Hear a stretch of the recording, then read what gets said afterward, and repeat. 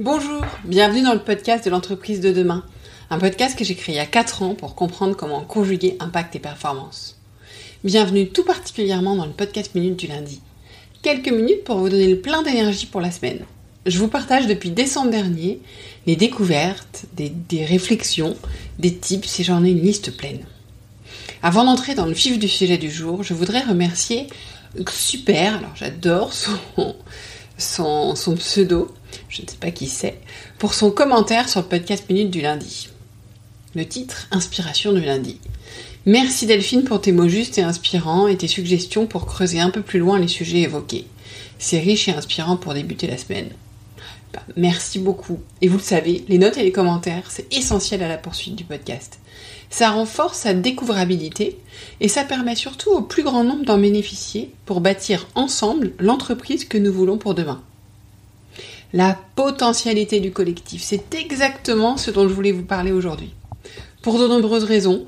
La première, parce que j'ai enfin finalisé l'invitation pour la soirée et le programme des auditeurs et des auditrices du podcast, soirée qui a lieu le 17 octobre prochain.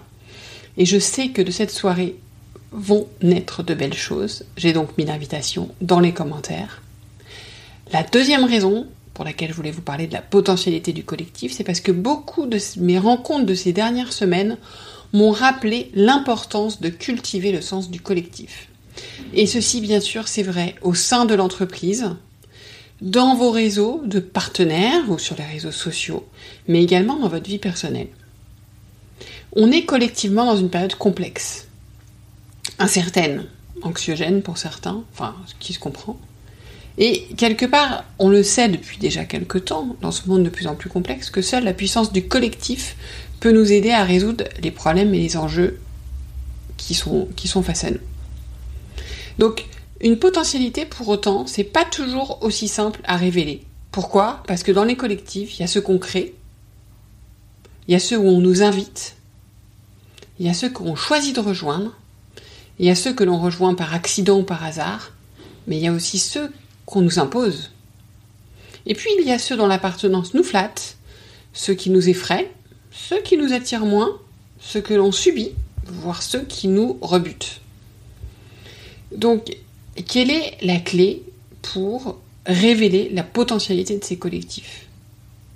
La clé, c'est comme toujours, à la fois dans le cadre que l'on définit et la posture que l'on choisit d'avoir. Alors, le cadre, qu'on soit, entre guillemets, le leader du collectif ou non, on contribue tous à le définir. C'est d'être clair, donc 3 clés pour ça. La première, c'est d'être clair sur l'objectif de ce collectif, sa valeur, les bénéfices communs qu'on attend, être conscient quelque part et diffuser la conscience de cette potentialité, justement. Ensuite, c'est de définir le cadre précis dans lequel il va pouvoir évoluer pour être dans la confiance mutuelle et dans le respect. Donc là, on va parler de mode de fonctionnement, on va parler de feedback, on va parler de choses comme ça. Et puis, très important, je vous en parle régulièrement, de mesurer régulièrement ces progrès, même infimes, pour encourager le collectif à continuer à avancer ensemble et bien sûr à ajuster ce qui doit l'être. Donc 3 choses pour le cadre. 3 choses aussi qui sont clés je vous parlais de la posture. Donc notre posture, elle est déterminante parce que qu'on ait la main ou pas, on influence les autres. C'est important. Et encore plus quand on lead le collectif. Donc c'est de venir avec une intention de partage et justement de potentialité. Donc en se demandant plus ce qu'on va pouvoir apporter que ce qu'on va pouvoir gagner. En ayant aussi en fait confiance dans le fait qu'ensemble nous allons créer quelque chose de plus grand que nous. Donc ça c'est une première clé pour la posture. La deuxième, je vous en parlais il y a quelques semaines, être ouvert aux apports des autres, être prêt à changer d'avis, à accepter que le groupe prenne une direction un peu différente que celle qu'on imaginait. Ça fait pas de nous quelqu'un de moins bien, au contraire ça fait de nous quelqu'un de mieux. Parce qu'on a accepté, on a appris des choses et on a été prêt à aller dans une direction différente. Mais à l'opposé, être aussi prêt, la 3e clé, à dire que l'on ne sait pas, qu'on n'a pas la réponse, et l'accepter. Ne pas vouloir en donner une à tout prix, et même si on est le leader, et surtout si on est le leader. Voilà, je vous ai donné 3 clés pour le cadre, 3 clés pour la posture, vous en voyez peut-être d'autres. J'essaie ici de me limiter pour pas vous noyer, mais je suis comme toujours très preneuse de vos suggestions. Et donc pourquoi je vous parle de ça aujourd'hui ? Parce que souvent, la semaine dernière encore, on me demande ce qu'est l'entreprise de demain. Et vous le savez parce que je vous l'ai déjà dit, mais elle sera pour moi avant tout ouverte, faite de multiples collectifs de toutes sortes. Et que de ce fait, s'intéresser à la potentialité du collectif est fondamental. Je propose d'ailleurs un parcours là-dessus, très précisément sur l'intelligence collective et la posture managériale qui l'accompagne, sur le programme de l'entreprise de demain, puisque pour moi c'est vraiment une clé importante.